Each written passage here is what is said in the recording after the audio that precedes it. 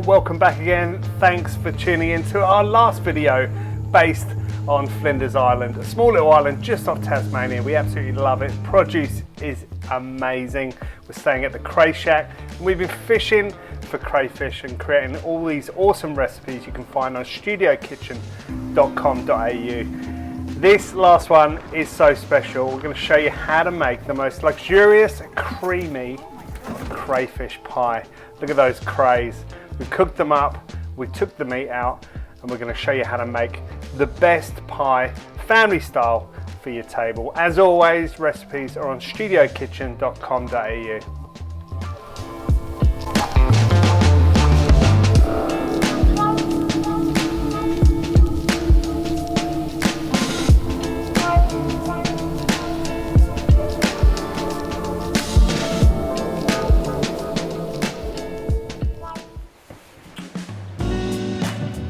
Okay, let's go. You can't make a pie without pastry, so look at that view.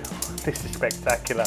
I've worked in many kitchens in my time, but views don't get better than that. Killiecrankie Bay here on Flinders Island. And we're going to make our flaky pastry. This is going to go on top of our family style pie, and it's really simple to make.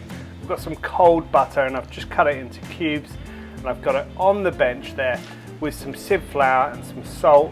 I'm just going to use my fingertips just to rub that cold butter into the flour. I'm going to try and get it into a sandy consistency, but I'm not going to eliminate all of the butter. Some of the butter lumps can stay in there, and that's what's going to help make this pastry nice and flaky. Those lumps in there are going to create steam as it cooks, and you're going to get these nice flaky buttery pastry to go on top of our pie.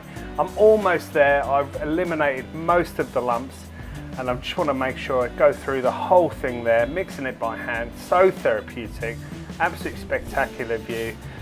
Doesn't get any better than this, and I'm happy with that consistency. I'm just going to make a well in there, and I'm going to add some vinegar into my water. The water's cold. The vinegar is going to help with the flakiness of this pastry, so I'm just mixing it all in, and then I'm going to add some of that liquid into the center of the flour and the butter mixture, and I'm just cutting it in with a knife or a palette knife. You could use a pastry scraper, you could do it with your fingers, and I'm just adding the rest of that liquid in there and just cutting it in, and just trying to again eliminate the lumps. I don't want to overwork this too much because it's got gluten in the flour and I don't want my pastry to go stretchy. So I'm just bringing it together, and once all of the liquid is in, add a little bit more flour just to the bench, just so that I can wrap this up. So I've got a piece of paper here. You could use baking paper, and I'm just going to wrap the whole thing, pop it into the fridge, and we're going to let that rest and also chill down a little bit.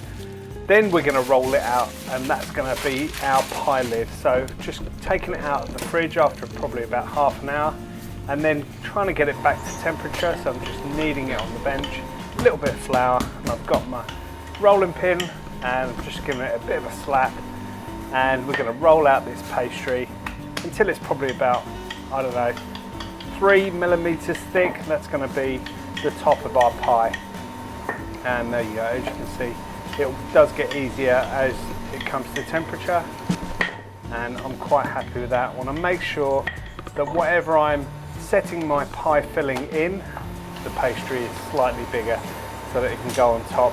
We're not going to have any pastry underneath the pie, so we're literally going to make our pie filling, put it into a dish, and then just put pastry on top. So it's super simple, family style, and you only need one lid, but because I've got extra pastry, I'm just going to roll the rest of the pastry out, and I can put that into the freezer. I can make a second pie. I can use this for something else. So it really is an easy recipe to make, and it's also delicious and really flaky as well. So it's a good little all-rounder. You could use it for galettes, you could use it for other things.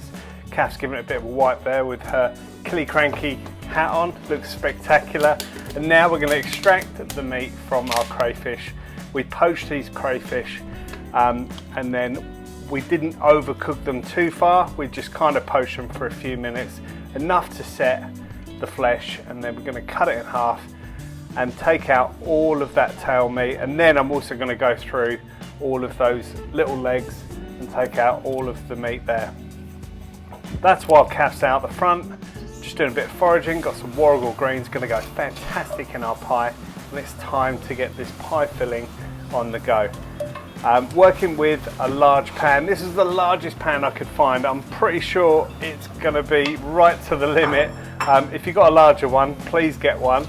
But otherwise we're gonna give this a go. Get it nice and hot, get your butter in the pan, and then we're gonna add in our sliced leeks and also our finely sliced celery. We're gonna give it a bit of a stir. We need to cook these two vegetables down, and the really good way of doing that is to add a little bit of water and then put a lid on top.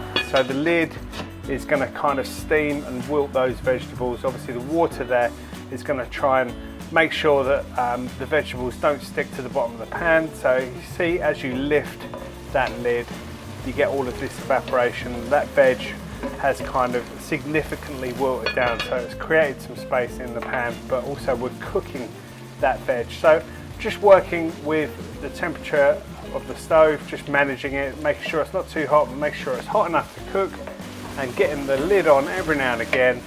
I'm only adding the water just for once at the start, because I do want to make sure that this is all really cooked. So getting the lid on again, I'm happy with that. Look at that, there's loads of heat in there, and I'm just going to give it a bit of a stir. Now I did season this at the very start with a little bit of salt and pepper, not overly, because I'm going to be adding more ingredients later. And I'm happy with the veg, it's wilted down, it's cooked nicely, so I'm going to add in my sliced Warrigul greens. Again, if you didn't want to use the Warrigul greens, you could use other greens like spinach, or you could use silver beet or something else. You could even use herbs as well at this stage. But I'm just giving it a bit of a cook down, and again I'm just trying to break down the vegetables and cook that Warrigul green. That Warrigul green's got such a great flavour, and obviously it lives by the sea, so we're adding all of that seaside flavour into our pie. There you go, it's cooked down really nicely now, so I'm just giving it a bit of a stir. I'm using a wooden spoon. You could use a heat resistant spatula, always on the stove, getting the lid off and on, just creating that water and then cooking it down. Really want to make sure I cook all these vegetables nice and slow until they're really soft. Giving it a pinch of pepper there before adding in my flour. This is going to thicken our pie mix and going to make it nice and saucy and nice and creamy. So I've just got the flour in there, and you need to give it a stir. Give it a stir quite quickly, because it will go thick really quickly. Now I'm adding in my white wine, and I've just added a little bit extra in there, as you can see. White wine's going to give a fantastic flavour, and as soon as it's in, I'm giving it a stir, and I'm making sure that I lift all of that vegetable from the bottom of the pan. I don't want it to catch because the flour is thick. Now I'm going to cook this white wine out, and I want to almost evaporate all of it. Separately, I've got some milk on just to heat up and scald, so that's been left warm on the side. And once all the white wine is almost all evaporated, I'm adding in the milk, giving it a stir, bringing it to the boil before adding the rest of the milk and then cooking it. And I want to make sure I bring this back up to the boil. And the reason I'm doing that is I'm trying to cook out that flour that we added earlier and just trying to amalgamate all of the ingredients. As you can see, my pan's getting a little bit full. I've still got to get quite a few ingredients in there, so we'll see how we go. But we're cooking out in the wild here. We're cooking on Flinders Island. It's absolutely sensational. And I didn't bring any equipment with me. This is what we got, but the Cray Shack is well stocked. So we're all good. Now, bringing that to the boil, just added a bit more flavour. I've got some Dijon mustard going inside, and next goes all of that amazing crayfish meat. Look at that. Now I didn't chop it really small, I kind of just broke it into large pieces so that when we get into that pie later on, we're going to get all of these large pieces. And there really was so much meat from that large crayfish. It was absolutely amazing. I try and find crayfish meat or lobster meat. I know it's a bit of a luxury, but if you can't get your hands on any, you can switch this over for mixed seafood like scallops, prawns and fish. Anyway, once the crayfish is in, bring it up to the boil, and then we're just going to season again, just trying to get that adjustment right of the salt and the pepper before adding in grated lemon zest, just to give it a bit of a lift. Then we're going to cut the lemon in half, and I'm going to add in about half of that lemon in juice as well. And that, again, that's going to give it a really nice lift. Not much room left in this pan, as you can see. Now, giving it a bit of a stir and adding some white wine vinegar, again, just to lift it. Stirring it, and final adjustment of seasoning with salt and pepper, and there you go, there you have it. I couldn't get any more in there even if I tried. So I'm just putting it to one side, and I've got an oven-proof dish. Like I said at the start, this is a family-style pie. So I'm just going to add in the mix into the dish, and we're going to put the pastry on top. I'm not sure all of this mix will go into this pie dish. So what I might do is make a separate second pie, something a little bit smaller, and I've got 2 bits of pastry from earlier, so we're all good there. But I think that's about the right amount for that dish, and I'll put it in the fridge and I'll let it cool down. I want it really cool before I put the pastry on. The pastry, here we go, egg wash around the side of the dish, and then just lift up the pastry, put it onto that dish, just pinch it around the sides just to make sure that it sticks when it's in the oven. And then again with the egg wash, which is just egg yolks, cream and salt, we're just going to paint the top of that and just get it fully covered on the surface, just to make sure that when we take it out of the oven it's nice and shiny. It's going to go nice and dark and golden brown. And we're almost there. I've got my oven preheated. I'm just going to use a little knife just to trim off some of that excess pastry on the side.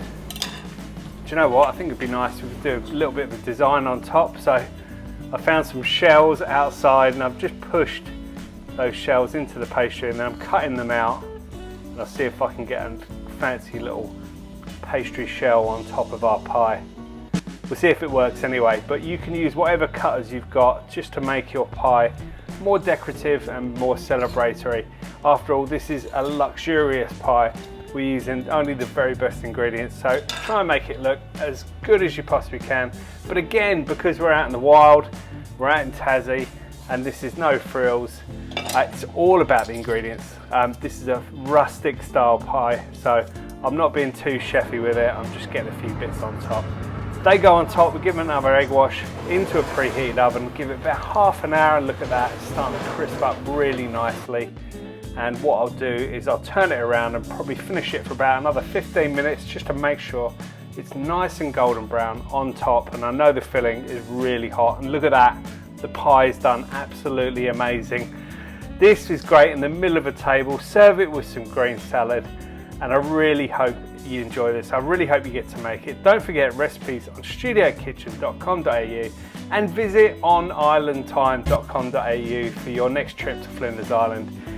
Thanks for watching. Enjoy, guys. Get into this.